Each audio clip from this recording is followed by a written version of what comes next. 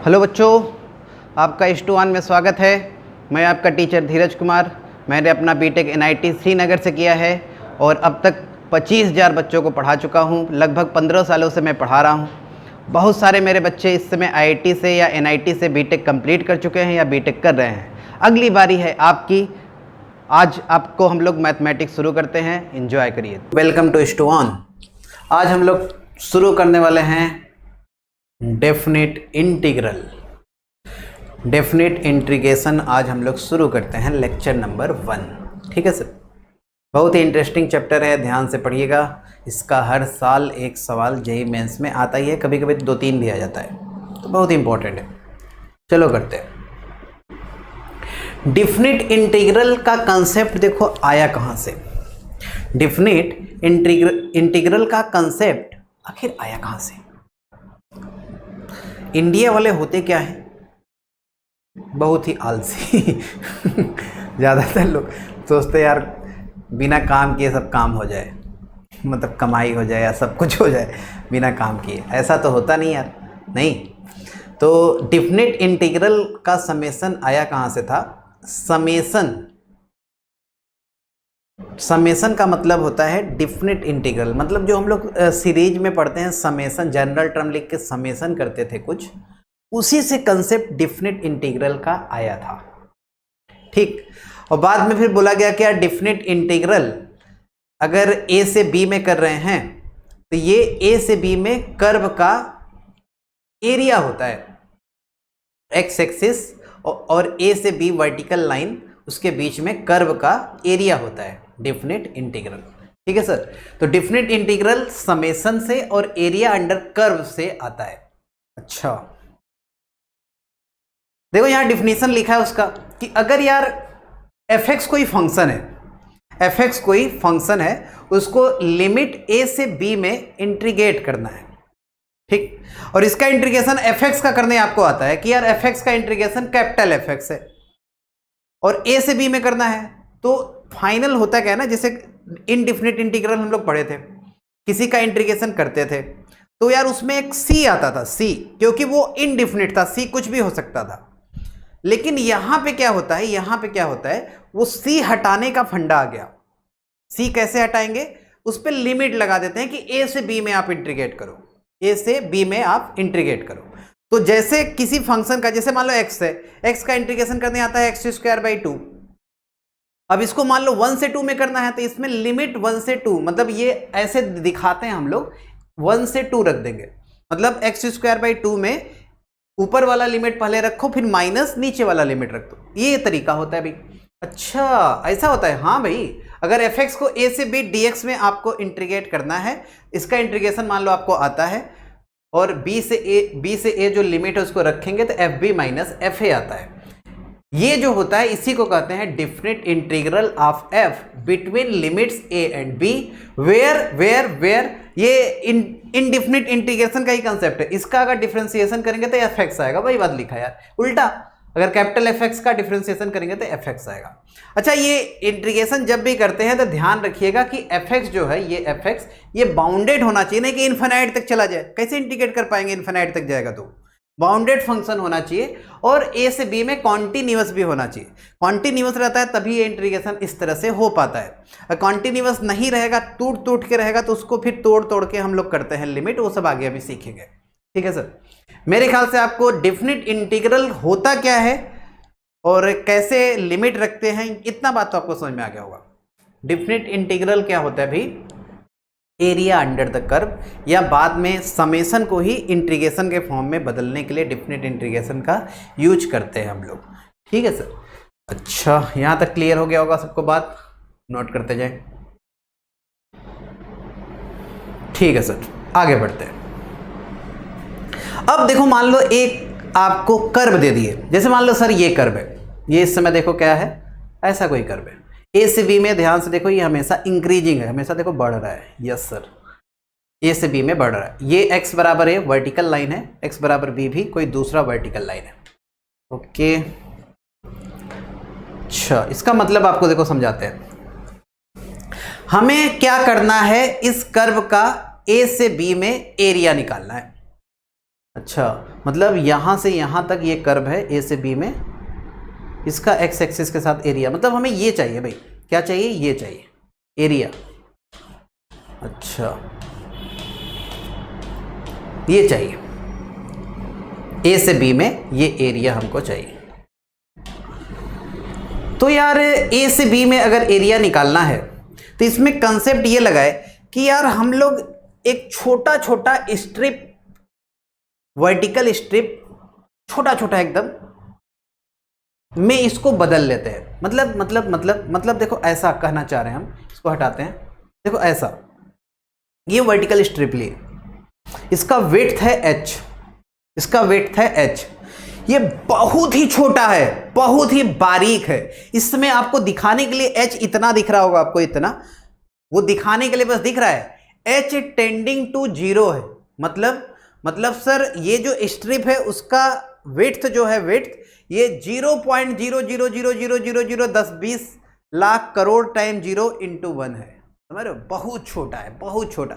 मतलब उसे हम ये बोल सकते हैं कि ये जो विड्थ है और ये जो दोनों लाइन है, ये लगभग एकदम बारीक लाइन की तरह होगा। बारीक भी कहना ज़्यादा है, बारीक से भी छोटा होगा।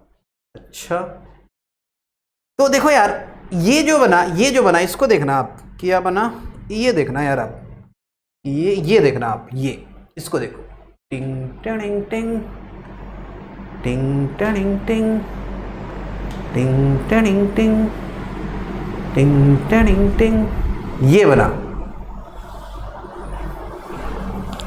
इसका एरिया निकाल सकते हैं क्या? हाँ सर, मतलब ये कर्व है, ये ऐसा मत समझना स्ट्रेट लाइन है, ये कर्व है। ये कुछ लोग सोच रहे हो ये तो बन गया ट्रेपेजियम, नहीं भाई, ये एक स्ट्रेट लाइन नहीं है, मतलब उसमें फिगर में आपको स्ट्रेट जैसा दिख रहा होगा, ये कर्व है, मतलब कर्व जैसा जा रहा है। अच्छा सर, तो इसका एरिया हम लोग ये मान के करते हैं कि लगभग ये एक रेक्टेंगल के एरिया के बराबर होगा, क्योंकि ये बहुत छोटा है। अच्छा, मतलब कौन सा रेक्टेंगल सर? ये वाला रेक्टेंगल, देखो इसको हटाते हैं, देखो अभी दिखेगा आपको, ये देखो ये वाला रेक्टेंगल, ये यहाँ से आप इसको देखो मिलाओ, ये अरे यार सही से बना नहीं, ये अरे यार नहीं मज़ा आ रहा है, मज़ा नहीं आया, फिर से बनाते हैं। देखो ऐसा, वाइट कलर से बनाए क्या?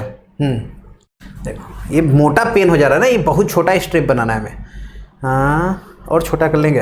हाँ देखो अब थोड़ा सा दिखेगा आपको, ये है, देखो ये, अच्छा ये है, हाँ ये रेक्टेंगल है कि नहीं? हाँ सर ये रेक्टेंगल है। इसका एरिया सर लंबाई गुणा चौड़ाई होगा, तो चौड़ाई तो h है, लंबाई कितना होगा? अरे जैसे मान लो कि ये वाला पॉइंट कुछ भी है, f मतलब x कोऑर्डिनेट इसका है, थोड़ा देर के लिए मान लेते हैं x प्लस एन एच या a प्लस एन एच, यहाँ x की जगह a है तो a प्लस एन एच मान लिए, तो a प्लस एन एच पे ये फंक्शन का वैल्यू है ये। अच्छा, और यही हम लोग निकालना चाह रहे हैं, ये वाला। तो इससे आप देख रहे हो ये जो है देखो इतना छोटा सा, देखो यहाँ दिख रहा होगा आपको एकदम छोटा सा पार्ट, ये थोड़ा सा एरिया ज़्यादा आएगा इस रेक्टेंगल के एरिया, मतलब ये जो कर्व का एरिया है उससे थोड़ा ज़्यादा आता रहेगा। जैसे यहाँ हर बार स्ट्रिप बनाओ फिर एरिया निकालो, हर बार स्ट्रिप बनाओ एरिया निकालो, हर बार स्ट्रिप बनाओ एरिया निकालो, फिर ए से लेके बी तक यही प्रोसेस करते रहो। और मान लिए कि ये जो यहाँ से ए से बी तक है, ये h विड्थ n बार जा रहा है, मान लिया कि ये n बार जा रहा है, और n कहाँ तक है? ये बहुत छोटा है ना भाई, तो ये n टेंडिंग टू इन्फिनाइट होगा, मतलब a से b तक पहुँचने में विड्थ कितना लेना होगा? n, जहाँ n क्या होगा? इन्फिनाइट होगा, मतलब ये इन्फिनाइट विड्थ a से b में पहुँच जाएंगे हम लोग करते करते, बहुत छोटा लेते, और फिर ये जो एरिया आता जाएगा थोड़ा बहुत कम बेसी आएगा, कम और ज़्यादा आएगा थोड़ा बहुत, लेकिन वो लगभग इस कर्व का ही एरिया होता है। कोई कहे सर एग्जैक्ट एरिया नहीं निकाल सकते, हनुमान जी भी नहीं निकाल सकते सही बता रहे हैं, इसका एग्जैक्ट एरिया हनुमान जी भी नहीं निकाल सकते साहब। हम लोग समेशन से ही एरिया या इंटीग्रेशन से एरिया निकालते हैं, वो लगभग वाला होता है, अप्रॉक्स एरिया होता है। एग्जैक्ट एरिया किसी कर्व का एक्स एक्सिस और ए से बी में हनुमान जी भी नहीं निकाल सकते। अगर सीधा लाइन हो तब निकाल सकते, तब हनुमान जी क्या हम लोग निकाल लेंगे, आप निकाल लेंगे। लेकिन अगर कर्व रहेगा, कर्व कोई रहेगा, तो इसका एरिया फिर हनुमान जी भी नहीं निकाल पाएंगे। अच्छा सर, तब क्या करें? तो आप वही तरीका लगाओ, अप्रॉक्स एरिया ही निकालो। तो हम लोग देखो करना क्या रहा है, देखो नेक्स्ट में लिखा है ये जो है पूरा पार्ट, उसको डिवाइड करेंगे n वर्टिकल स्ट्रिप में, ईच ऑफ विड्थ h। मतलब ये जो पूरा पार्ट है उसको n वर्टिकल स्ट्रिप में डिवाइड करो और सबका विड्थ कितना रखो h, और h बहुत छोटा है, 0 को टेंड करेगा। तो n वर्टिकल स्ट्रिप है और विड्थ h है, तो h h h h h h h आगे बढ़ेंगे n बार। तो देखो ना भाई, यहां देखो a था, यहां b था, तो ये लंबाई कितना है, ये सर यहां से यहां तक ओरिजिन से देखो, ये ओरिजिन है, ये एक्स एक्सिस है, वाई एक्सिस है, ये b है, b में से एक हटाएंगे तो ये b माइनस ए होगा। तो h h h h h n बार कितना हुआ nh, और वो किसके बराबर होगा, b माइनस ए के बराबर होगा। Okay, h h h n बार nh हो जाएगा भाई, अरे h h h n बार nh हो जाएगा, और ये b माइनस ए के बराबर होगा, क्योंकि पूरा a से b में ही देखना है, तो लेंथ कितना होगा, विड्थ पूरा b माइनस ए होगा। ओके सर, और n टेंडिंग टू इन्फिनाइट लेना है, n क्या लेना है, इन्फिनाइट को टेंड करना चाहिए। अच्छा, और सोचो ना n जब इन्फिनाइट होगा तो ये नीचे जाएगा, n इन्फिनाइट से डिवाइड 0, तो n कभी भी अगर इन्फिनाइट होगा तो h का मतलब 0 हो जाएगा। जैसे आपको समझा रहे थे कि h आपको बहुत छोटा लेना है, 0.0000000, बहुत देर तक बोलते रहो फिर वह समझ रहे ना। तो ये है h, मतलब लगभग 0 है। मेरे ख्याल से आपको इतना बात समझ में आया, बहुत ही बेहतरीन तरीके से समझ में आया। तो आगे अब देखो एरिया को कैसे कैलकुलेट करें, हम लोग एरिया को कैसे कैलकुलेट करें। Area can be calculated by 2 वे। पहला मेथड होता है फर्स्ट मेथड, तो आप नोट करते जाएंगे ना, नोट करते जाएंगे, इसको नोट कर लीजिएगा, आगे इसका काम आता है। ये जो बात लिखे हैं ये वाला, इसका आगे काम आता है। कहाँ काम आता है, ये जब हम लोग लिमिट समेशन को लिमिट से इंटीग्रेशन में बदलेंगे, उस वाले क्वेश्चन में इसका काम आता है, देखेंगे उस तरह का सवाल। लेकिन उस समय मैं बोलूँगा कि NH बराबर b माइनस ए है, याद है, n tending to infinite, h tending to 0। इसको नोट करते जाइएगा सर। ये भी आप फिगर मतलब स्क्रीनशॉट ले लेना, ये तो बता ही दिया आपको, ये फिगर स्क्रीनशॉट ले लेना, ले लिए होंगे। ओके सर, ये भी आप नोट कर लें,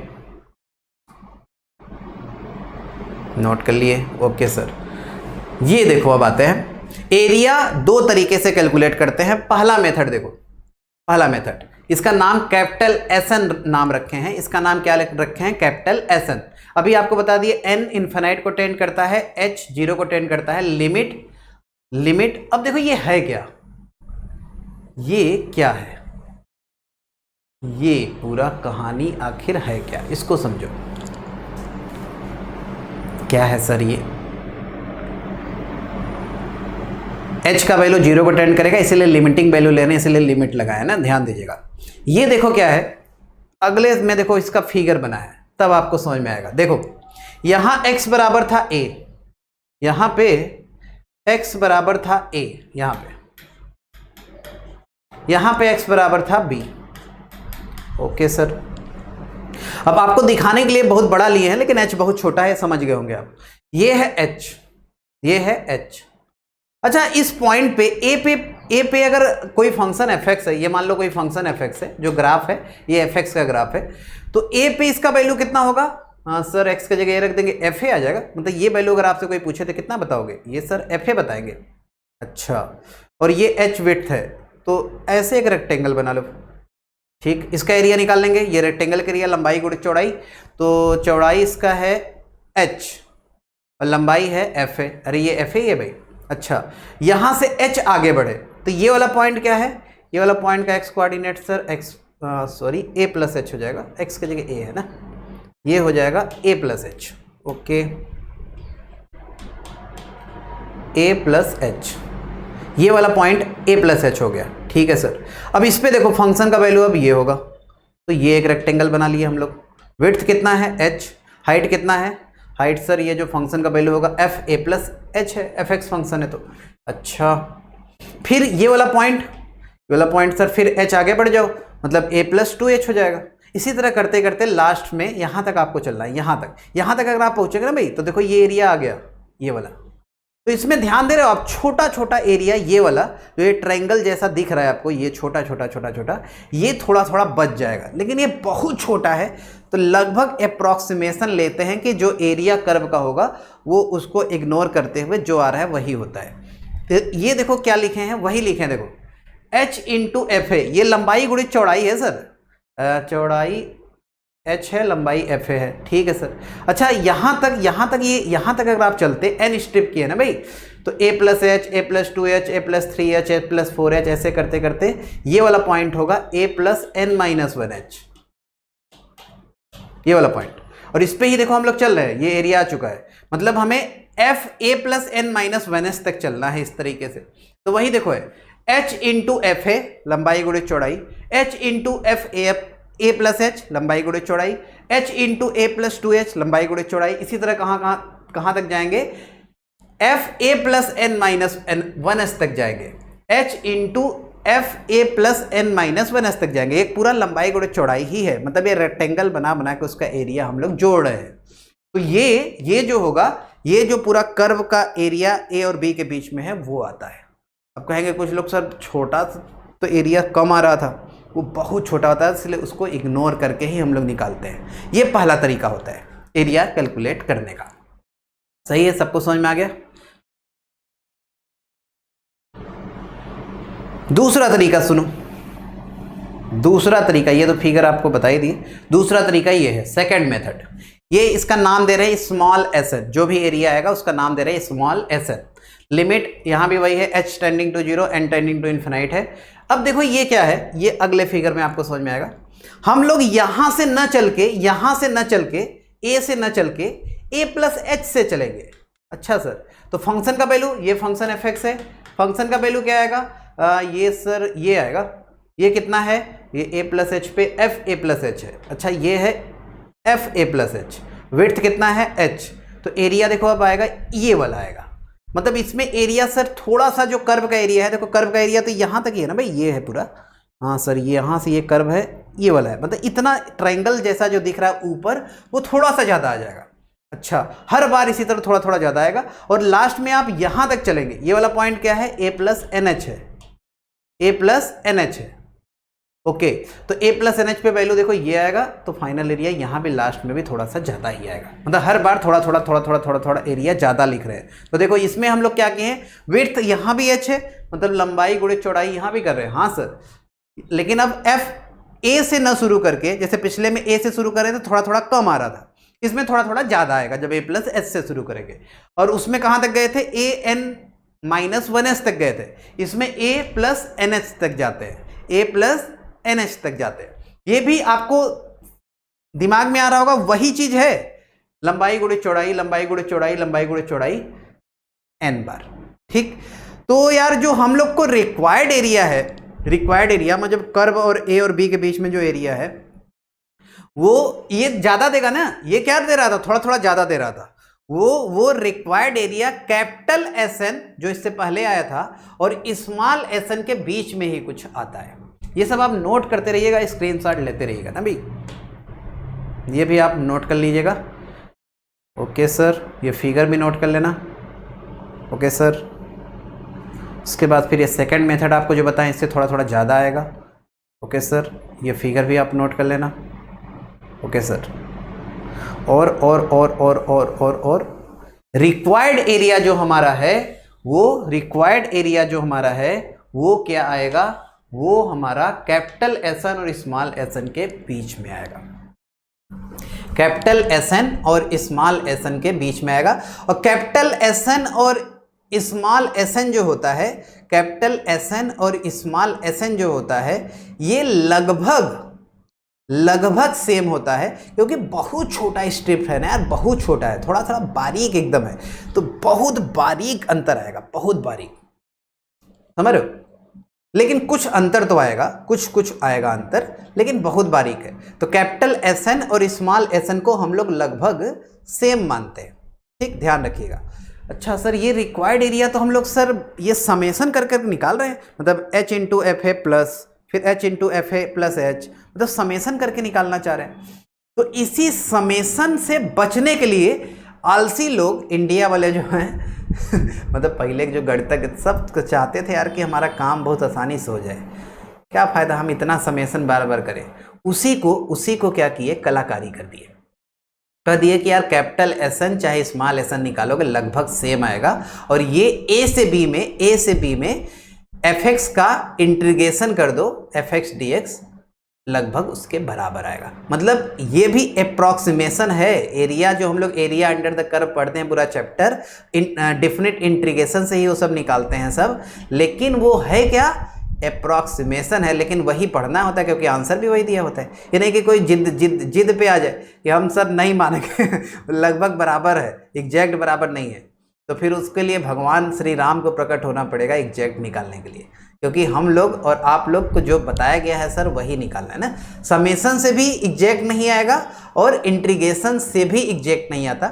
बाद में हम लोग ये जो समेसन होता है उसी को बोल देते हैं ए से B F X D X. समझ गए पूरा कहानी, डिफिनिट इंटीग्रल कहाँ से आया, एरिया क्या होता है, कैसे होता है, सब आपको मेरे ख्याल से एकदम भन्नाटेदार तरीके से समझ में आ गया होगा। ठीक है सर, आगे बढ़ते हैं। अब कुछ बातें हैं नोट करने वाला।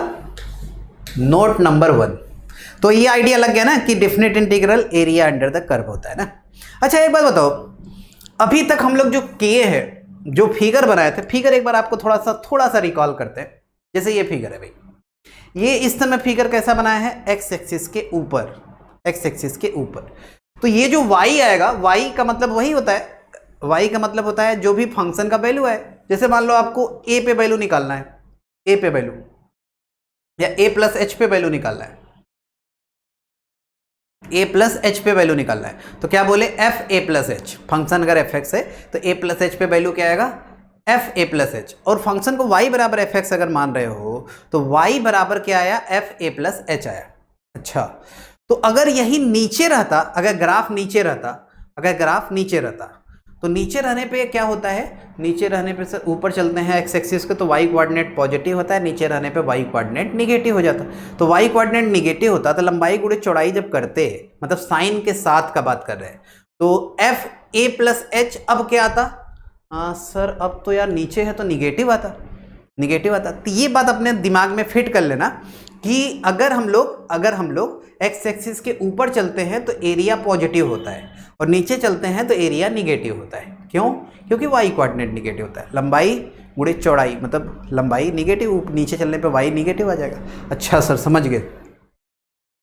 तो ये बात आप समझो। देखो नोट करने वाला जो पहला पॉइंट है कि कभी अगर a से b में एफ एक्स डी एक्स का इंटीग्रेशन 0 आ गया, इसको आप नोट कर लेना, बहुत इंपॉर्टेंट होता है, इससे सवाल बहुत सारे बनते हैं। अगर एफ एक्स डी एक्स ए से बी में 0 है तो एफ एक्स बराबर 0 का कम से कम एक रूट होता है ओपन ब्रैकेट ए से बी में, प्रोवाइडेड एफ इज कॉन्टिन्यूअस इन ए से बी। लेकिन इसका कन्वर्स ट्रू नहीं होता, ध्यान दीजिएगा, उल्टा ट्रू नहीं होता। इसका मतलब समझो कि आखिर ये है क्या यार, ए से बी में एफ एक्स डी एक्स 0 है, इसका मतलब आपको अभी बताए हैं कि एक्स एक्सिस के नीचे एरिया नेगेटिव होता है। तो जैसे मान लो ग्राफ का कुछ पोर्शन अगर ऊपर है तो ग्राफ का कुछ पोर्शन नीचे भी रहा होगा। जैसे साइन एक्स का एग्जांपल लेते हैं, चलो साइन एक्स, यहाँ है 0, यहाँ है पाई, यहाँ है 2 पाई। ये किसका ग्राफ बनाया है, साइन एक्स का, मतलब एफ एक्स बराबर है साइन एक्स। अच्छा साइन एक्स का मान लो आपको 0 से पाई में करना है इंटीग्रेशन। ओके सर, तो साइन एक्स का क्या होता है, माइनस कॉस एक्स, और ये है 0 से पाई। ठीक है, तो ये आ जाएगा, पाई रखेंगे, माइनस बाहर कर लो यार, पाई रखेंगे तो कॉस पाई -1, 0 रखेंगे, 0 0 0 माइनस में ना, माइनस बाहर कर चुके हैं, कॉस 0 1, तो आ जाएगा 2 के बराबर। अच्छा 0 से पाई में एरिया आया 2। ठीक है सर। अच्छा 0 से 2 पाई में निकालो, तो 0 से 2 पाई में, अच्छा 0 से 2 पाई में निकाले, इसी को इंटीग्रेट करो तो ये आएगा माइनस कॉस एक्स 0 से 2 पाई में ना, या तो पाई से 2 पाई में निकाले क्या, हम लोग देखना ये चाह रहे हैं कि ये कितना आया, 2 आया, तो ये वाला -2 आना चाहिए था। हाँ, पाई से 2 पाई में निकालो, थोड़ा सा आपको दिखाना जो चाह रहे हैं वो थोड़ा सा दिखने लगेगा। पाई से 2 पाई में निकालते हैं ना, 0 से 2 पाई में निकालोगे मतलब 0 से 2 पाई में निकाल के देखो 0 आ जाएगा, तो ये तभी 0 आएगा जब ऊपर वाला प्लस हो नीचे वाला माइनस हो। लेकिन चलो हम पाई से 2 पाई में आपको दिखाते हैं पहले। ओके सर, माइनस बाहर कर लो, cos 2 पाई पहले ऊपर वाला रखते हैं, माइनस नीचे वाला ना, cos 2 पाई 1 होता है, cos 2 पाई 1 माइनस cos पाई सर होता है -1, तो ये +1 हो गया, तो कितना आ गया सर, -2 आ गया। मतलब ये एरिया +2 है, ये एरिया -2 है। मतलब देखो हम लोग 0 से 2 पाई में चल रहे हैं ना, 0 से 2 पाई में, 0 से 2 पाई में, जैसे ये है, a की जगह 0 है, b की जगह 2 पाई है। अब fx dx क्या आ रहा है, sin x dx क्या आएगा, 0 आ रहा है, अरे 2 और -2 जोड़ेंगे 0 आएगा। तो इसका मतलब fx बराबर 0 का a से b में, मतलब 0 से 2 पाई में एक रूट 100% होगा, और है भी यार, 0 से 2 पाई में ओपन ब्रैकेट है, 0 से 2 पाई मतलब 0 और 2 पाई को इंक्लूड नहीं करना है, उसमें एक रूट देखो 100% है। अरे एक रूट होने का मतलब ये होता है कि एक्स एक्सिस को एक जगह कहीं ना कहीं 100% कट करेगी, तो है भाई, देख ही रहा है आपको, पाई पे कट कर रहा है, पाई पे कट कर रहा है, मतलब एक रूट आ जाएगा 0 से 2 पाई में ओपन ब्रैकेट में। अच्छा, इसका उल्टा ट्रू है क्या, उल्टा, अगर आप 0 से पाई में मान लो निकाल रहे हो, 0 से पाई में, ठीक है सर, 0 से पाई में, अच्छा 0 से पाई या 0 से 3 पाई बाई 2 में निकालो, 0 से 3 पाई बाई 2 में, तो या किसी भी ऐसे में निकालो, जैसे 0 से पाई में अगर निकालेंगे, क्लोज ब्रैकेट मान लो ले लेते हैं, तो यार उसका एरिया तो 0 है नहीं, दिख ही रहा है, लेकिन साइन एक्स तो देखो एक्स एक्सिस को कट करेगा ही यार, 0 पे भी करेगा, पाई पे भी करेगा, तो रूट तो आ रहा है, लेकिन एरिया 0 नहीं है, तो उल्टा ट्रू हो भी सकता है, नहीं भी होगा। मतलब उल्टा ट्रू 100% बोलना कि उल्टा ट्रू होगा, ये सही नहीं होता, मतलब ये इधर ही ट्रू होता है, उल्टा ट्रू नहीं होता। मतलब ऐसा नहीं कर सकते कि a से b में अगर कॉन्टिन्यूअस है और एक रूट उसका है तो इंटीग्रेशन 0 होगा, नहीं, ये कहना गलत है, ध्यान दीजिएगा, उल्टा ट्रू नहीं होता। क्लियर है बच्चे लोग?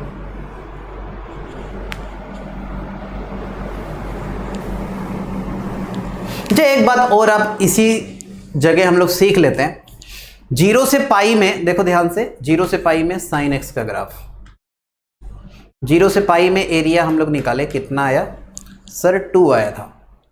अच्छा, अगर 0 से पाई बाई 2 में कोई पूछे कि एरिया निकालो साइन एक्स का, क्या बताओगे? अरे सर आधा हो जाएगा, सिमेट्री है, जैसे ये है ऐसे ये है, सिमेट्री है। तो 0 से 2 पाई में 0 से पाई में 2 आया, ठीक है सर।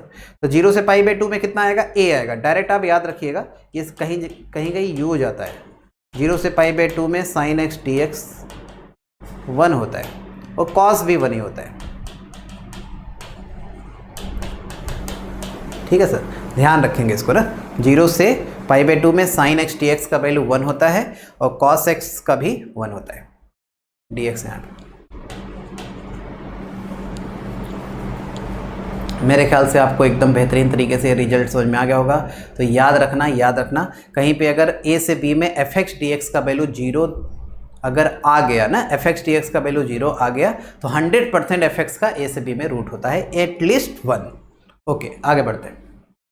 सेकेंड पॉइंट लिखा है, ये फर्स्ट पॉइंट है ना, पॉइंट नंबर का ध्यान दीजिएगा, ये नोट करने वाला पहला पॉइंट था, अब ये नोट करने वाला दूसरा पॉइंट है, इसको भी आप याद रखेंगे। Area below x axis negative होता है, आपको बता ही दिए कंसेप्ट कि आखिर निगेटिव होता क्यों है ना, क्योंकि एक्स एक्सिस के नीचे चलेंगे तो वाई निगेटिव आ जाता है, वाई कोऑर्डिनेट, वाई निगेटिव आने का मतलब एरिया निगेटिव आ जाएगा, सिंपल सी बात, समझ गए। ज़्यादा इसमें बहुत ज़्यादा बोलने का जरूरत नहीं, इसको बस आप नोट कर लेना, पॉइंट लिख लेना, point number 2, area below x axis is negative. Clear बच्चे? आगे बढ़ते हैं। अब देखो तीसरा पॉइंट नोट करने वाला, पॉइंट नंबर 3। पॉइंट नंबर 3 आप देखिए ध्यान से, क्या लिखा है, limit N tending to infinite a से b में F N X D X लिखा है ना। मतलब ये आप ध्यान दीजिएगा, ये ध्यान दीजिएगा कि जो इंटीग्रेशन है और बाहर लिमिट लगा हो, ये बात, और इंटीग्रेशन के अंदर लिमिट ले जाओ, वो बात, दोनों सेम होता है। मतलब सर, मतलब इसको सॉल्व करके लिमिट लो या लिमिट लेके इंटीग्रेशन लो, बात एक ही होता है। ठीक है सर, क्या बताए हैं? इसको इंटीग्रेशन को सॉल्व करके लिमिट लो या लिमिट लेके तब इंटीग्रेशन करो, दोनों सेम होता है। याद रखना, बहुत काम का, इससे कभी कभी सवाल बहुत ही आसानी से बन जाता है। अगर आप उल्टा करेंगे मतलब पहले इंटीग्रेशन लेंगे फिर लिमिट लेंगे तो बहुत खतरनाक कभी कभी हो जाता है, और आप लिमिट लेके फिर इंटीग्रेशन लेंगे तो कुछ सवाल बहुत ही आसानी से बन जाता है। तो ये प्रॉपर्टी नंबर 3 आप याद रखेंगे, इंपॉर्टेंट होता है। ठीक है सर, नोट कर लो। और ये कोई बड़ी बात नहीं कर रहे ना, लिमिट लेके इंटीग्रेशन लो या इंटीग्रेशन लेके लिमिट लो, बात एक ही होता है। आगे बढ़ते हैं। देखो जैसे एक एग्जांपल है, अगर कोई इसको अगर सॉल्व करने लगा,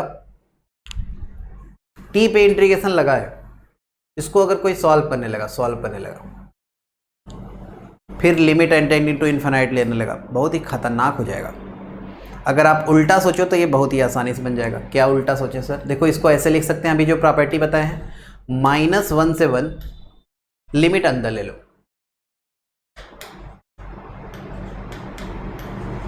one plus T by N whole power n dt, limit n पे लगा है। अच्छा, अब देखना n जब इन्फिनाइट जाएगा, इसको देखना, n जब इन्फिनाइट जाएगा तो ये 0 हो जाएगा, मतलब ये 1 जाएगा, और ये n इन्फिनाइट जाएगा, मतलब ये 1 की पावर इन्फिनाइट वाला फॉर्म है। लिमिट में आपको फार्मूला याद ही होगा, 1 की पावर इन्फिनाइट वाले फॉर्म को कैसे सॉल्व करते हैं। आंसर क्या होता था? आंसर होता था, एक बार याद दिलाते हैं, e की पावर में limit n tending to infinite, यहाँ जो फंक्शन है fx -1 इंटू ऊपर वाला पावर, ये होता है सर, याद रखेंगे डायरेक्ट। यस सर, क्या बताए हैं आंसर? e की power limit fx -1 into gx, मतलब fx क्या है जो यहाँ रहे, gx क्या है पावर। ठीक, अच्छा, -1 से 1, आंसर देखो मैं लिख रहा हूँ, e की power limit n tending to infinite fx -1 into gx, सही ना सर? ये इसका लिमिट का आंसर आ गया ना, ये लिमिट का आंसर आ गया इंटू dt। अच्छा सर, तो ये आएगा -1 से 1। अब ध्यान से देखिएगा, ये 1 से 1 कैंसिल हो चुका है। यस सर, n से n भी कैंसिल, अरे t by n into n, n से n कैंसिल, तो ये n tending to infinite, n तो है ही नहीं, डिपेंड ही नहीं कर रहा है, मतलब ये आ जाएगा t के बराबर ही। ये कितना आ जाएगा? t के बराबर, मतलब ये e की पावर t हो गया dt। अच्छा सर, तो e की पावर t का क्या होगा? e की पावर t का सर e की पावर t होगा, और e की पावर x का इंटीग्रेशन e की पावर x ही होता है। अब -1 से 1 में करना है आपको। ओके, अब t की जगह 1 रखो, e होगा, और -1 रखेंगे, माइनस e की पावर -1, ये आपका आंसर, मतलब कुल मिला के e -1/e आ जाएगा। सही है ना? 1 रखेंगे, e की पावर 1 माइनस e की पावर -1, मतलब e -1/e। समझ गए? तो कहीं कहीं ये प्रॉपर्टी भी काम कर जाता है, तो ध्यान रखेंगे इस प्रॉपर्टी को। इंटीग्रेशन के बाहर लिमिट रहे तो लिमिट को इंटीग्रेशन के अंदर लिया जा सकता है। ठीक है बच्चे लोग, मेरे ख्याल से सबको समझ में आ गया होगा, एकदम भन्नाटेदार तरीके से प्रॉपर्टी का यूज भी समझ में आ गया होगा, फायदा भी आपको दिख गया होगा। यस सर, यहाँ तक आप नोट कर लें, आगे बढ़ते हैं। नेक्स्ट नोट करने वाला पॉइंट नंबर 4, अगर कभी आपको a से b fx dx करना है, या f, यहाँ x है, fx लिख लेना, f नहीं fx, अपने कॉपी में जो मैं लिख रहा हूँ उसे नोट करना, fx dx, मान लो आपको इसको करना है। ठीक है सर, और fx जो है वो यार थोड़ा सा, अभी मैं आपको बताया था, याद करो पहला पॉइंट डिफिनीशन जो बताए थे कि a से b fx dx आपको करना है, तो ये कैपिटल fx, मान लो उसका इंटीग्रेशन आता है a से b में, फिर fb माइनस fa जो होता है, ये सब कहानी आपको याद है ना। उसमें लास्ट में क्या लिखे थे? a से b में कॉन्टिन्यूअस होना चाहिए। मान लो कभी यार टूट टूट के फंक्शन है, या जैसे मॉड फंक्शन है, तो मॉड को तो यार आपको केस बना के ओपन करना होगा, पॉजिटिव निगेटिव। मॉड का तो ना इंटीग्रेशन आप कर नहीं सकते जब तक मॉड हटाओगे नहीं। तो या जैसे मान लो ग्रेटेस्ट इंटीजर फंक्शन है, तो वो डिसकंटिन्यूअस होता है, तो उसको जिस इंटरवल में कॉन्टिन्यूअस होगा उसमें ब्रेक करके करना होगा। तो ये बात होता है, जैसे मान लो आपको अगर ए से बी चलना है, तो आप ए से सी फिर सी से बी चलो, बात एक ही होता है। मतलब वही ये लिखा है कि ए से बी अगर एफ एक्स डी एक्स आपको करना है, तो आप ए से सी में चलो, सी से जस्ट पीछे, सी माइनस का मतलब सी है, सी ही है, तो सी से जस्ट पीछे, और फिर सी प्लस से मतलब सी से जस्ट आगे। अरे सी पे तो डिसकंटिन्यूअस है, सी पे तो फंक्शन ही नहीं ना, सी से जस्ट पीछे फंक्शन मिलेगा, सी से जस्ट आगे फंक्शन मिलेगा, तो वही आगे पीछे चल रहा है थोड़ा थोड़ा, ये इसको लिखा जाता है। ये है प्रॉपर्टी नंबर 4, ध्यान दीजिएगा इसको। ए से B F X D X अगर आपको कभी करना है, तो ए से सी माइनस में जाओ, फिर सी प्लस से बी तक जाओ, बात वही होता है। अगर कोई कहे सर इसको अच्छा ओपन करे, मान लो यार ये एफ एक्स है, मान लो integration of F X D X capital F X है, तो ये कितना आएगा, ये सर आएगा F C minus F A. अच्छा ये कितना आएगा, ये सर आएगा F B minus F C, capital में है, तो ये तो कट गया, आ गया कितना F B minus F A. अरे यही तो आता है भाई। अरे ए से बी में अगर मान लो हम लोग क्या माने थे, ए मतलब integration of F X D X capital F x माने थे, तो कैपिटल एफ एक्स में ए से बी रखेंगे तो क्या आएगा F B minus F A, वो अभी भी वही आ रहा है, मतलब कोई फर्क नहीं पड़ेगा, आंसर आपका सेम ही आएगा, लेकिन अब सवाल सॉल्व हो जाएगा तोड़ तोड़ के करेंगे। तो समझ रहे हो क्या करें? मेरे ख्याल से एकदम बेहतरीन तरीके से आपको समझ में आ गया होगा। तो ये तोड़ना भी कभी कभी ज़रूरी होता है, कंसेप्ट इंपॉर्टेंट होता है, ध्यान दीजिएगा।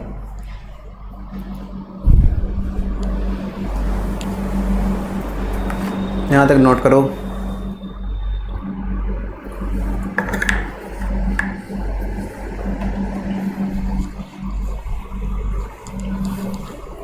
आगे चलते हैं, एक एग्जाम्पल ट्राई करते हैं यार, एक एग्जाम्पल ट्राई करते हैं। ये क्वेश्चन जेई मेन में आया था 2020 में,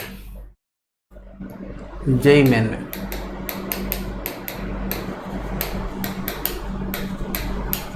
इसको भी करेंगे हम लोग, इसको भी करेंगे, पहले इसको करते हैं यार, पहले आसान, पहले हार्ड ही कर लेंगे तो फिर मज़ा खत्म हो जाएगा आपका ना। हमें इंटीग्रेशन करना है 1 से 3 greatest integer x D x, ठीक है सर, 1 से 3 में करना है। अच्छा 1 से 3 में आपको ग्रेटेस्ट इंटीजर का ग्राफ आता है। अच्छा ये थोड़ा सा आप कंफ्यूज मत होना, कभी अगर यहाँ जो लिमिट लिखा होता है ना, ये 1 से जस्ट पहले वाला बात होता है, मतलब एग्जैक्ट 1 नहीं होता, और यहाँ एग्जैक्ट 3 नहीं होता, 1 से जस्ट पहले, जस्ट मतलब 1.0000 10 20 लाख बार 0 1 मतलब 1 ही है। अच्छा ये 3 से जस्ट पहले मतलब 3 माइनस 0.0000 1 लाख 10 लाख 0 फिर 1, समझ गए ना, ये बात होता है। अच्छा तो अगर हम लोग ग्रेटेस्ट इंटीजर का इंटीग्रेशन करना है तो जब तक ब्रेक नहीं करेंगे हो नहीं पाएगा, क्योंकि ग्रेटेस्ट इंटीजर का इंटीग्रेशन का कोई फार्मूला ही नहीं होता। क्यों नहीं होता? क्योंकि ब्रेक करके कर सकते हैं। तो यार देखो ग्रेटेस्ट इंटीजर का ग्राफ 0 से 1 में, 1 से 2 में, 2 से 3 में, ज़्यादा दूर तक तो जाना नहीं हमको, 1 से 3 तक ही जाना है। 0 से 1 में 0 होता है, 1 से 2 में 1 होता है, 1 से 2 में 1 होता है, 2 से 3 में 2 होता है। अच्छा मतलब 1 से 2 में 1 होता है और 2 से 3 में 2 होता है, तो इसको 2 भाग में ब्रेक कर लो ना। कैसे? जो 1 से 3 है इसको 1 से 2 में, फिर 2 से 3 में ब्रेक कर लेते हैं। ओके सर 1 से 2 में, 1 से 2 में कितना आया? 1 से 2 में सर 1 आया। अरे ग्रेटेस्ट इंटीजर एक्स का ग्राफ बनाया देखो ना, 1 से 2 में 1 होता है, 2 से 3 में 2 होता है, तो 1 से 2 में 1 होगा मतलब 1 into D x. Okay sir, और 2 से 3 में 2 होगा, 2 से 3 में क्या होगा? 2 होगा, 2 इंटू डी एक्स। ओके तो अब देखो 1 का क्या होगा? 1 का सर x होगा,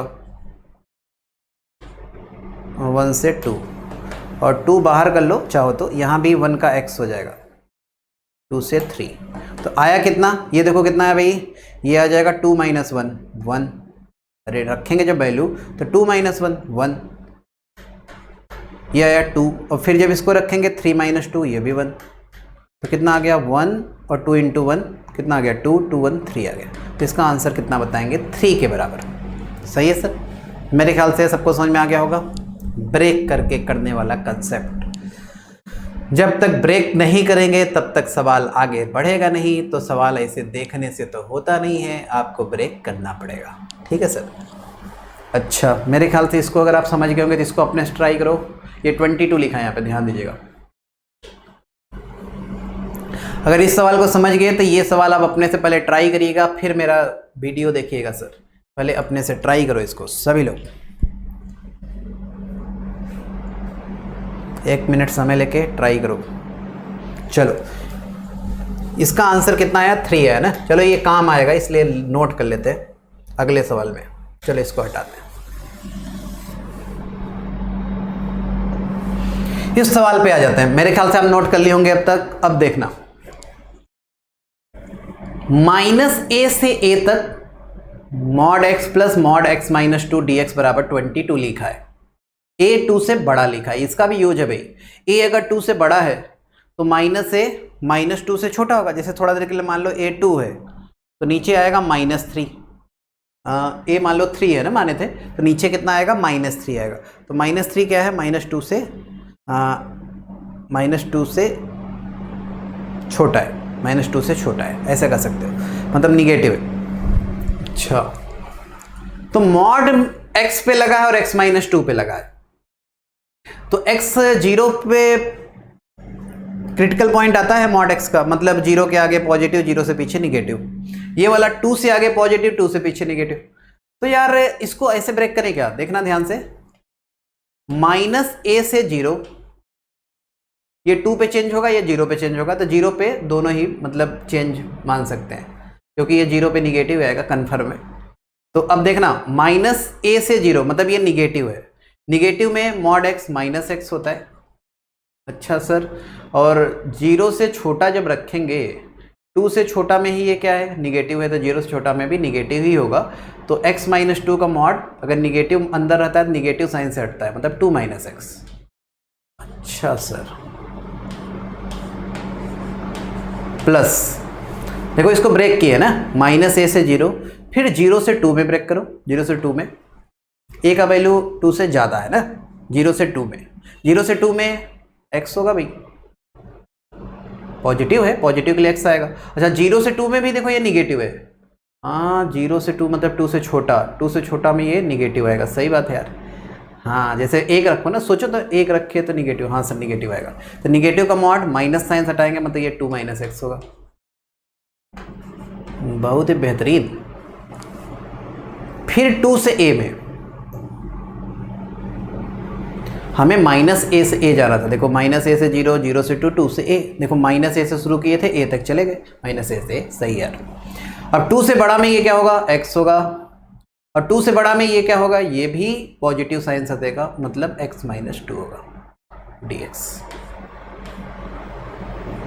ठीक है सर, इस तरह ब्रेक कर लिए। ठीक, अब देखो अलग अलग सबका लिखते हैं। ये कितना है, ये सर है 2 - 2x, 2 - 2x। ये देखो ना, 2 - 2x। ओके, अब 2 - 2x का अगर करेंगे तो 2 का 2x होगा, 2 का इंटीग्रेशन 2x होगा, और -2x है ना, -2x, तो x का होता है x² 2, x का होता है x² 2, मतलब बचेगा -x²। बहुत ही बेहतरीन। ठीक है सर, तो ये है -a से 0 में। ओके, प्लस अगला देखो क्या आया, x कैंसिल, 2 का क्या आता है, 2x आता है। ये किस में है, 0 से 2 में। ओके, नेक्स्ट देखो, नेक्स्ट है 2x - 2, 2x - 2, 2x का क्या होगा, x², और 2 का होगा -2x। ये है 2 से a में, और जो भी ये आएगा इसका वैल्यू 22 भी आपको करना है, ध्यान दीजिएगा। अब चलो लिमिट रखते हैं, 0 रखेंगे, 0 0 0 ही होगा, फिर -a रखो, लेकिन माइनस साइन से ना, ऊपर रखते हैं, फिर माइनस नीचे वाला रखते हैं, तो माइनस साइन से इसको जब रखेंगे तो आएगा -2a minus A square, okay,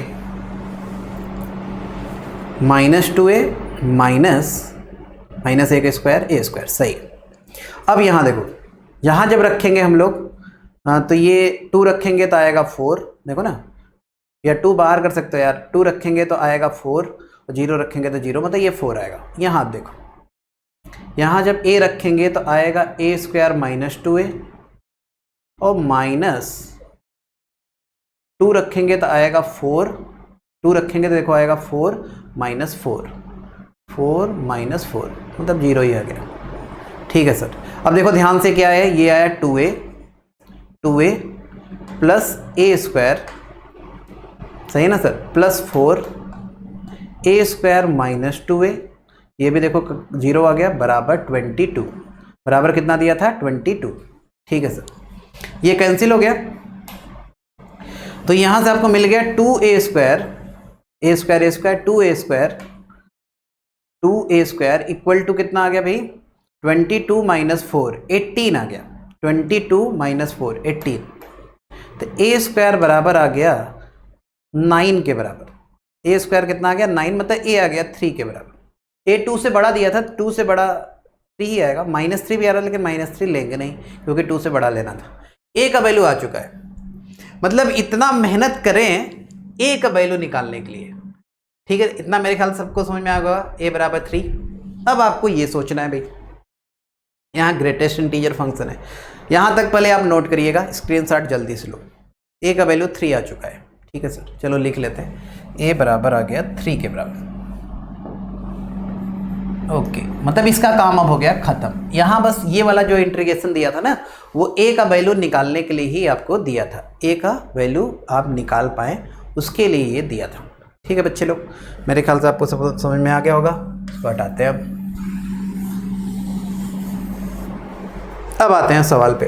देखो सवाल है प्लस ए से माइनस है, मतलब ए की जगह 3 रखो, 3 से -3 एक्स डी एक्स अलग अलग कर लो, एक्स डी एक्स 3 से -3 greatest integer x D x, 3 से -3 greatest integer x D x. ठीक है सर। अच्छा, x का तो सबको आता है x² / 2 -3 से 3। ठीक है सर। यहाँ जब ये लिमिट उल्टा करते हैं, जब लिमिट उल्टा करते हैं, जैसे a से b रहे ना, तो जैसे a से b अगर fx dx कैपिटल fx है तो fb - fa आता है। अब जैसे मान लो लिमिट को आप उल्टा कर दिए, तो उल्टा करेंगे तो fa - fb आएगा, लेकिन fb - fa बनाना है तो माइनस बाहर साइन लगाना पड़ता है। अच्छा, मतलब लिमिट चेंज करें तो माइनस लगा दें, हाँ भाई। तो इसको आप देखो ऐसे लिख दे क्या, -3 से 3 ग्रेटेस्ट इंटीजर x dx। सही है सर, माइनस करेंगे तो लिमिट चेंज हो जाएगा। यहाँ भी चाहते तो आप लिमिट बदल सकते थे, या यहाँ डायरेक्ट था इसलिए हम लोग डायरेक्ट कर दिए। अब इसका वैल्यू तो आप रख ही सकते हैं सभी लोग, इसको आप सोचते हैं बस, ये आप रख लेना, ग्रेटेस्ट इंटीजर x -3 से 3 में। ठीक है सर। अच्छा यार ये बताओ, ग्रेटेस्ट इंटीजर का -3 से 3 में अगर आपको निकालना है, देखो यहाँ है मान लो -3 -2 -1 0 1 2 3। ठीक, -3 से -2 में -3 आएगा, -3 से -2 में -3 आएगा।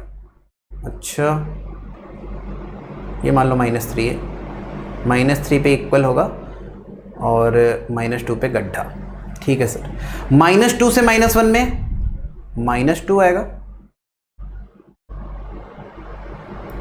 -2 से -1 में -2 ना, -1 से 0 में -1 आएगा, 0 से 1 में 0 आएगा, 1 से 2 में 1 आएगा, 1 से 2 में 1 आएगा ना, और 2 से 3 में 2 आएगा।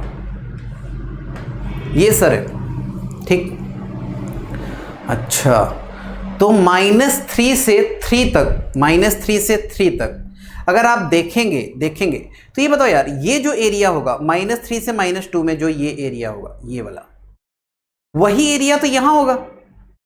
हाँ सर, वही एरिया होगा 2 से 3 वाला। यस सर, वही होगा। अच्छा -2 से -1 में जो एरिया, अरे इंटीग्रेशन का मतलब क्या होता है, एरिया ही होता है भाई।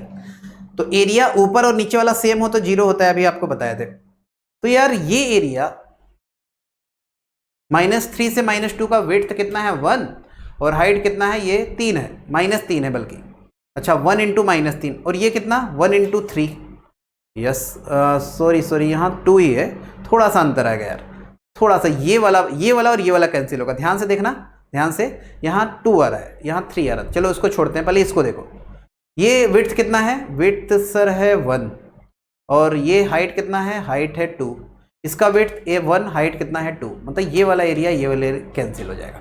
ठीक है सर। उसी तरह यहाँ देखो, विड्थ कितना 1, हाइट कितना, हाइट 1, विड्थ कितना -1 से 0, विड्थ है 1, हाइट है 1, तो ये एरिया इससे कैंसिल हो जाएगा।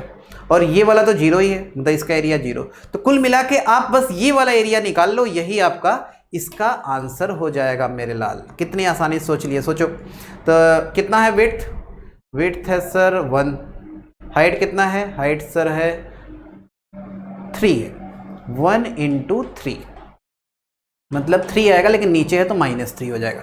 इसका वैल्यू देखो रख रहे हैं हम लोग, 1/2 चाहो तो बाहर कर लो, ये आ जाएगा 9, सही ना सर।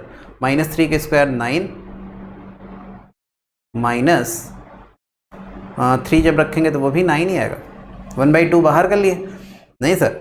अच्छा ये भी तो सेम ही आएगा यार, ये भी तो ग्राफ से भी आप देख सकते थे। देखो x y बराबर x लाइन ये है, यहाँ 3 है, यहाँ -3 है, जो एरिया ये होगा वही एरिया ये होगा, तो ये भी इसीलिए एरिया सेम है तो कैंसिल आउट करके 0 ही हो जाता। मतलब ये भी चाहते तो ग्राफ से भी आप देख सकते थे। अच्छा इसका वैल्यू कितना आया, अभी हम लोग देखे थे 3 आया था, लेकिन नीचे है तो -3 आ जाएगा, और माइनस बाहर लगाया मतलब 3। तो इस सवाल का आंसर कितना आ जाएगा, 3 के बराबर। अच्छा सवाल था, जेईई मेंस वाले भी कभी कभी अच्छा सवाल पूछ लेते हैं। मेरे ख्याल से सबको समझ में आ गया होगा एकदम भन्नाटेदार तरीके से। ये विड्थ कितना था 1 था, हाइट कितना था, यहाँ पे 2 से 3 में 2 था हाइट ना, तो 2 वाला 2 वाले से कैंसिल होगा, 1 वाला 1 वाले से कैंसिल होगा, ये वाला बच जाएगा। तो इसी का एरिया फाइनल आंसर। देखो एरिया का भी यूज हो जाता है, मतलब डिफिनिट इंटीग्रल जो आपको बताया है कि एरिया अंडर द कर्व होता है ए से बी में, तो उसका भी यूज करके सवाल हम लोग आसानी से कर सकते हैं। ऊपर वाले में प्लस एरिया, नीचे वाले में माइनस। मेरे ख्याल से समझ में आ गया होगा सबको बेहतरीन तरीके से एकदम। आगे बढ़ते हैं।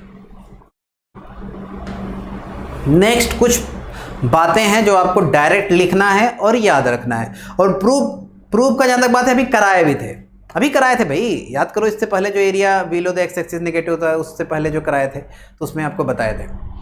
हाँ सर बताए थे। साइन एक्स का 0 से 90 में और कॉस एक्स का भी 0 से 90 में अगर इंटीग्रेशन करेंगे तो आंसर 1 आएगा, डायरेक्ट याद रखना। ठीक है सर। अच्छा सर नोट कर लो जल्दी,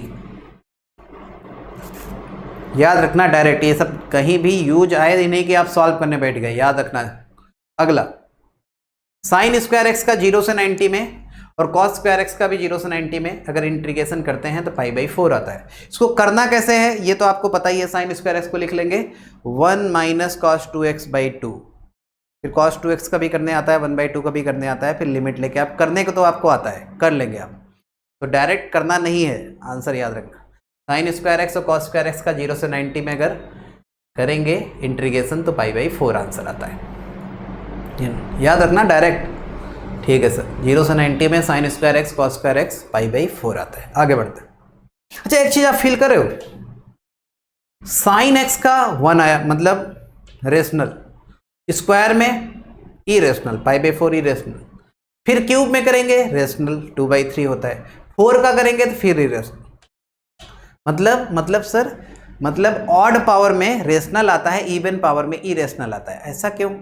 ऐसा इसलिए भाई क्योंकि लिमिट में देखो 0 से 90 में हम लोग लिख रहे हैं, तो जब cos स्क्वायर एक्स को आप ब्रेक किए तो 1 - cos 2x/2, तो 1/2 का x होता है, और x जब रखेंगे 0 से π/2 में तो उसमें पाई बच जाएगा, मतलब इरेशनल आएगा। हाँ, और इसका तो डायरेक्ट ही हो जाएगा, वैल्यू रखेंगे तो रेशनल ही आएगा। अरे cos x है ना, साइन का क्या माइनस कॉस, फिर 0 से 90 जब रखे तो फिर वो यार रेशनल ही देगा। यस सर, तो ये थोड़ा सा अंतर होता है, थोड़ा सा याद करने का बात है और क्या। साइन स्क्वायर एक्स का 0 से 90 में π/4 होता है, याद रखिएगा। साइन क्यूब एक्स का 2/3 होता है। 0 से 90 में सब लिखे हैं ना, डायरेक्ट याद रखेंगे आप।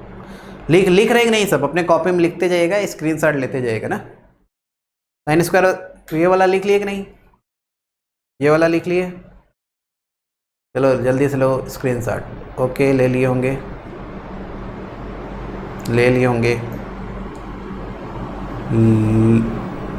ले लिए होंगे स्क्रीनशॉट, डायरेक्ट याद भी रखेंगे, ठीक है सर। और लास्ट इसका साइन की पावर 4x 0 से 90 में अगर करेंगे, कॉस की पावर 4x का भी करेंगे इंटीग्रेशन, तो 3π/16 होता है। कितना होता है? 3π/16, डायरेक्ट आप याद रखेंगे। साइन की पावर 4x का और कॉस की पावर 4x का 3π/16। ओके, आगे चलते हैं पॉइंट नंबर 5। नोट करने वाला जो पॉइंट नहीं बोल रहे थे, ये नोट करने वाला पॉइंट नंबर 5। 4 पॉइंट तक देखे थे, ये है 5वां पॉइंट, ठीक है सर। अगर देखो gx कोई फंक्शन है, ये fx का इनवर्स है। fx का डोमेन a से b में है और fa का वैल्यू c है और fb का वैल्यू d है। अच्छा, fa का वैल्यू c है और fb का वैल्यू d है। अच्छा, अगर gx fx का इनवर्स है तो fa अगर c है तो gc कितना होगा? अरे gc a होगा, उल्टा हो जाता है ना भाई। अच्छा, gd कितना होगा? gd b हो जाएगा।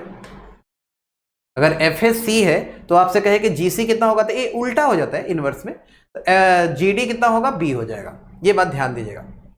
तो वैल्यू ऑफ इंटीग्रेशन a से b fx dx, c से d gy dy, ये bd माइनस ac होता है। यहाँ माइनस है, ध्यान दीजिएगा, bd माइनस ac मतलब क्या? ऊपर वाले का दोनों का गुणा माइनस नीचे वाले का दोनों का गुणा कर देंगे, आपको आंसर मिल जाएगा। अच्छा, ऊपर वाले लिमिट का गुणा माइनस नीचे वाले लिमिट का गुणा, ये कैसे हुआ सर? ये समझ नहीं आया, प्रूफ बता दीजिए। चलो प्रूफ सोचते हैं। fx gx एक दूसरे का इनवर्स है ना, तो यार y को मान लिया कि अगर fx है, ठीक है, दोनों साइड डिफरेंशिएट करो। dy बराबर कितना आएगा सर? आएगा f' dx।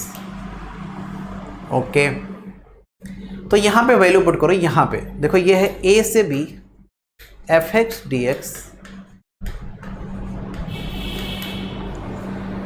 g से d gy dy है ना। अच्छा, तो देखो यहाँ पे जो लिमिट है, अब लिमिट देखो यहाँ पे जब x रखेंगे तो x का देखना है। यहाँ पे देखो, जब c रखते हैं c, तो यहाँ देखो फंक्शन क्या बनेगा? यहाँ बनेगा g y की जगह fx, लिमिट अभी देखना, और dy की जगह f' dx। ठीक है सर, लिमिट हमेशा ध्यान देना ये डिफरेंशियल का होता है, मतलब यहाँ जो रहे y का लिमिट है यहाँ पे। अच्छा, तो g यहाँ देखो, जब y की जगह c रखेंगे gc कितना? a। अच्छा, लिमिट चेंज हो जाएगा ना। देखो ध्यान से फिर समझिएगा, फिर से क्या बोले, लिमिट हमेशा डिफरेंशियल का होता है। तो y की जगह c जब रखेंगे, यहाँ पे देखो ना, y की जगह c रखेंगे तो gc बनेगा, और gc कहाँ जा रहा है? a जा रहा है, मतलब वो x के रेस्पेक्ट में देखेंगे तो फिर a जाएगा। अच्छा, उसी तरह जब यहाँ d रखेंगे तो gd कितना है? b है, तो ऐसे लिख सकते हैं। अच्छा, और ये बताओ g और f जो है एक दूसरे का इनवर्स है, तो g fx कितना होता है? x होता है। ये प्रॉपर्टी सब लोग इनवर्स में पढ़े होंगे, तो इसके जगह हम लोग लिख सकते हैं x। ठीक है सर, अब देखना ध्यान से, ये जो है, ये इन दोनों को देखो, अगर इसका अगर हम लोग बाई पार्ट्स अगर करते हैं इंटीग्रेशन बाई पार्ट्स, तो x को मान लो कि अगर हम लोग फर्स्ट फंक्शन माने और f' को सेकंड, तो x का छोड़ेंगे, इसका इंटीग्रेशन fx माइनस, ठीक है सर, x का डिफरेंशिएशन 1 और f' का इंटीग्रेशन करेंगे fx। वैल्यू लिमिट जो है रख लेना बाद में, ठीक है सर। अब देखना a से b में है ना, ये भी a से b, यहाँ पे a से b रख देना, ठीक है सर। अब देखो ये जो है, ये वाला तो इससे कैंसिल हो गया यार, तो आंसर क्या आया? आंसर सर आया x के जगह b fv, ये रख रहे हैं ना, माइनस a f है। fb कितना है? सर एफ बी डी है तो ये बन जाएगा B D minus F A C है ए सी, वही लिखा है भाई। मतलब इतना प्रूव न करना पड़े या इतना कैलकुलेशन से आपको बचना है तो डायरेक्ट आप याद रखेंगे। डायरेक्ट क्या कि अगर कहीं पे आपको यहां और यहां एक दूसरे का इनवर्टेबल फंक्शन दिखे, सही ना, तो इसका इंटीग्रेशन अगर आपको करना है तो direct answer B D minus A C के बराबर होता है। याद रखना, काम का होता है डायरेक्ट।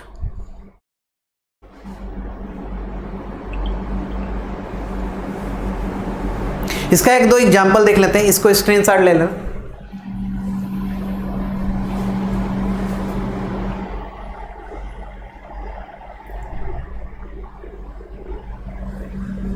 ओके, अब तक कर लिए होंगे आप। देखो जैसे एग्जांपल आपके सामने ये रहा, इंटीग्रेशन 0 से 1 e की पावर x dx, इंटीग्रेशन 1 से e ln x dx, ln x dx। ये तो सबको बच्चे को पता होता है कि यार e की पावर x का इनवर्स फंक्शन ln x होता है या ln x का इनवर्स फंक्शन e की पावर x होता है। मतलब ये एक दूसरे के इन्वर्टेबल है, ठीक, इन्वर्टेबल। एक बार आप ऐसे भी चेक कर लिया करो, जैसे e रखेंगे यहाँ पे ना तो ये ऊपर वाला आना चाहिए, e रखेंगे तो ln e 1 आ जाएगा, सही है यार, 1 रखेंगे 0 आ जाएगा, सही है।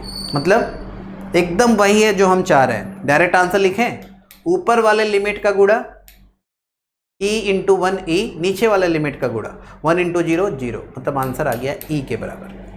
कितनी शानदार तरीके से कर सकते हैं आप ये कंसेप्ट का यूज करके, सही सर। एक और करते हैं यार, एक एग्जांपल इस पे, बहुत ही आसान होता है इसलिए मजा आ रहा है करने में।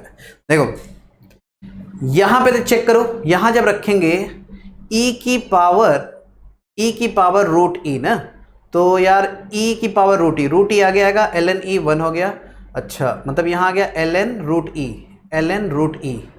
अच्छा ln रूट ई, अच्छा ln रूट ई जो है e की पावर 1/2 आगे, मतलब 1/2 आ जाएगा, 1/2, और 2 से 2 ये वाला देखो कैंसिल होके ये 2 अंदर ले सकते हैं ना, मतलब इसका इनवर्स फंक्शन ये 2 अंदर लेके जो आएगा 2 ln x होगा। अच्छा 1 आ गया, देखो ये वाला आ गया। अच्छा e रखो, e रखेंगे सर तो ln e 1 ln 1 0, ये आ गया। मतलब एक दूसरे का इन्वर्टेबल है, आप इन्वर्स भी निकाल के देख सकते हैं। इस फंक्शन का इन्वर्स निकालोगे 2 ln x आएगा, इन्वर्स निकालने सबको आता होगा। तो आंसर में लिख रहा हूं, आंसर क्या होता है, ऊपर वाले लिमिट का गुणा, मतलब e की पावर रूट ई माइनस नीचे वाले लिमिट का गुणा 0, ये e है, e की पावर रूट ई इंटू 1, मतलब e की पावर रूट ई और नीचे वाले लिमिट का गुणा 0, मतलब आंसर आ गया e की पावर रूट ई। सही है ना सर, कितनी शानदार तरीके से कर सकते हैं आप। क्लियर। तो कुछ जो डिफिनिट इंटीग्रल के प्रॉपर्टीज वाले सवाल होते हैं और डिफिनिट इंटीग्रल के जो क्वेश्चन ओल्ड ईयर में आए हैं, ये सब हम लोग नेक्स्ट क्लास में आगे प्रोसीड करेंगे। आज इतना ही करते हैं। Thank you very much. Thank you. On IS2ON study is always on. Concepts के बेहतर रियलाइजेशन के लिए IS2ON पर बने रहिए।